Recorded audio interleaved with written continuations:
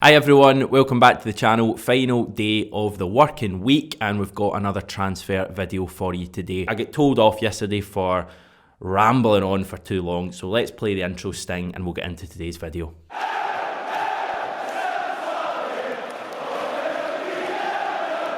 Yesterday, Celtic completed the signing of Osaze Urhoghide, the young English centre-back signed from Sheffield Wednesday. I was and am hoping to get a Sheffield Wednesday fan onto the channel to find out a bit about Urhoghide and also Liam Shaw as well. Obviously we play Sheffield Wednesday in less than a week now as well, so we'll see if that happens, but for now I'm doing this solo. This is everything you need to know about our latest signing. He's a 20-year-old centre-back who we have signed from Sheffield Wednesday on a 4-year contract. We're due them about £200,000 in compensation, I believe. Real similarities for me, and I can't avoid them, between Urhoghide and Jeremy Frimpong. Now, both of them were born in the Netherlands, or Holland, however you want to call it, within a few months of each other, late in the year 2000. They both come from African descent. Urhoghide's parents are Nigerian. I think Frimpong's mum was Ghanaian. We all remember the Jeremy Frimpong "Oh my days" interview, and Urhoghide has done a pretty similar kind of interview. I think after his first big game for Sheffield Wednesday, after they just put out Premier League Brighton in the FA Cup. It was great. You couldn't pick it's like the best games to pick to make your debut. There's certainly a very likeable quality about our most recent signing. The Celtic fans took to Jeremy Frimpong partly because of that, mainly because he was a really good player for us, and I could see the same happening for our latest recruit, Urhoghide.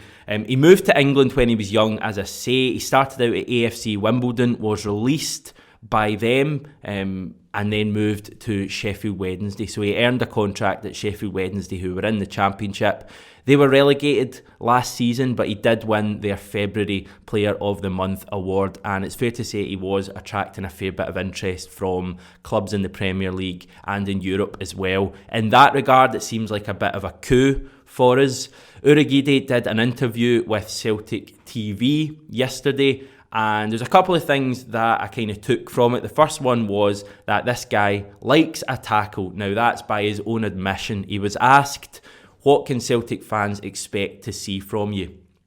And I think he said on about 4 or 5 occasions in the one answer, I like to tackle. Basically he said, well, I like to tackle, and yeah, I like to tackle as well, and I put effort in, and I like to tackle as well. This guy clearly likes to tackle, and again, that's another thing that Celtic fans will like about him. To be honest, I think he's done himself a little bit of a disservice, because look at some clips of him playing, he is far more than just a rugged tackler. This guy can run. He is extremely quick. For a guy who's mainly a centre-back but can play across the back four, he likes to bomb forward with the ball. He's a real good, strong carrier of the ball. Not too dissimilar from Vuskovic, another player we've been linked with. I tell you something, if those two are our centre-back pairing at any stage next season, then we are in for one hell of a treat. There are going to be goals at both ends going in. But another thing he mentioned in his interview with Celtic TV was he has a real friendship with Liam Shaw, another player who we signed from Sheffield Wednesday. And I do think it is good that both of these young guys come into a new environment, a new country, a massive club in Celtic. Sheffield Wednesday are a big club in their own right, to be fair, but I think we're even a step above that. It's great that they have each other to bounce off of, and also their first game could well come against their old teammates, which I kind of feel is a nice way to ease them in as well. I think that's just a coincidence, but I think this guy could do quite well. I've got a good feeling about him. It's not based on much else, but I've just got a good feeling on him. The manager, Ange Postecoglou, says that he can play a few positions and that he's keen to learn. He's someone we've been tracking for a while, apparently, and I think he even met Postecoglou shortly after he arrived in London. Now, I'm not actually sure if that was over Zoom or if it was in person, but they have had some sort of a conversation. So Urhoghide is in. He joins Liam Shaw as the two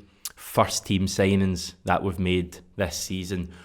What can we expect now from Celtic? Can we expect the floodgates to open and loads of new players to come into the club? I'm going to round up some of the recent rumours, and let me just stress for about the millionth time on the channel, these are just rumours. I am not saying that all of these guys are going to sign for Celtic, so please just bear that in mind before you bash away your keyboard in the comments. And just chill out, everyone. You know, it's a Friday. Let's enjoy ourselves. Right, Stephen McGowan at the Daily Mail saying that Celtic are wanting Kevin Nisbet now. And this is nothing new.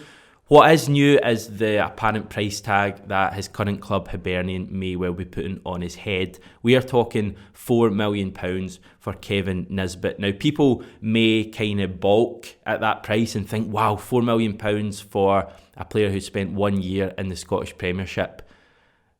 It is probably by Scottish standards quite a large fee. We only paid, I think, £3.25 million for David Turnbull. When you compare it to Scott Brown, who we paid £4.4 million for 14 years ago, I don't think it looks quite as bad. Now, I'm not saying that Nisbet is the same quality of player as Brown, or he could have the same impact at Celtic as Brown, but when you consider we were happy to pay £4.5 million a decade and a half ago, then £4 million nowadays for a striker who I think would do well for us doesn't seem too much. I think when you look at the money that we have wasted on strikers over the years, £3 million on Klimala, yes, we got that back, but in terms of him being a success at Celtic, well, he just wasn't. £5 million for Albion Ajeti, the jury is massively out on that signing, and I think it was £2 million on Vakun Bayo as well. We didn't seem to have the same worries, qualms about paying that amount of money for players who were coming from other countries. So I think a guy who would have far less risk than any of those three signings in Kevin Nisbet is one that we should go for. £4 million, is it really that much in the modern day? For me, if Celtic want him, then just go and sign him. The days of Peter Law dragging out negotiations, a la Turnbull, a la John McGinn, a la Stephen Fletcher before that, they just have to be over. If there's a good Scottish player out there who we think is the future and can improve Celtic's fortunes, then pay the money. £4 million, is it really that much? Get it done, Celtic. Don Mackay, please set your stall out nice and early. I'm not saying you should be walked over by Hibs, but let's not do any of this penny pinching that the previous incumbent of the chief executive role did.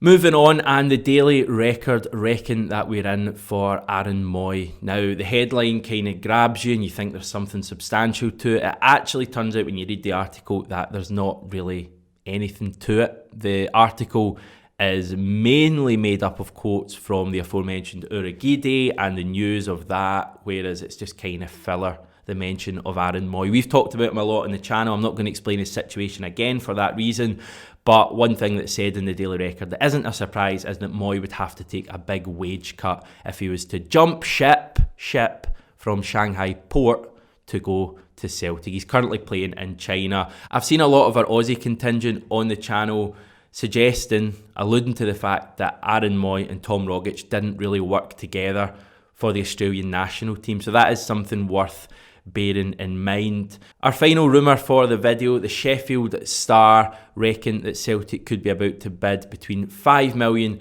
and £8 million for Sheffield United right back George Baldock. However, they say that that is still expected to fall below the Blades valuation. I've got two words for you, Celtic. If that's the case, walk away now, lads. So one thing I've noticed here is the same names are being mentioned. Yes, there's been the odd left field rumour, but we're still talking the same names that we were when Postecoglou was first announced. We're still talking Kevin Nisbet. That's been going on since Neil Lennon days, to be fair. We're still talking Aaron Moy. George Baldock is a former Celtic target. I wouldn't be surprised if Matt Ryan comes up again as a name. Maybe it's lazy journalism. More likely is that these are the guys that Celtic are interested in. Whether we're able to get many of them over the line, I think Kevin Nisbet could be one that comes to Celtic. Aaron Moy possibly as well. I just don't think George Baldock will be a goer if the Sheffield Star say that 5 to 8 million isn't likely to be enough. I cannot see us paying, upwards of 10 million for a right back who is certainly not young. He's in his peak years. Maybe not a great sell-on value there if he stayed for a few years. The one thing I do take strength from is how quickly the Urhoghide signing seemed to happen. Now, I know Celtic were tracking him for months, so in that sense there was a lot of homework done, but from a fan's point of view, we only heard of this guy I think yesterday, maybe the day before, and then 24 hours later, if that, he's at Celtic Park with a shirt above his head, no, a scarf above his head. Maybe he had his shirt above his head as well while he was making TikToks. But from a fan's point of view, that's exciting. Maybe we'll see a few more of these signings in the next week. God knows we need them.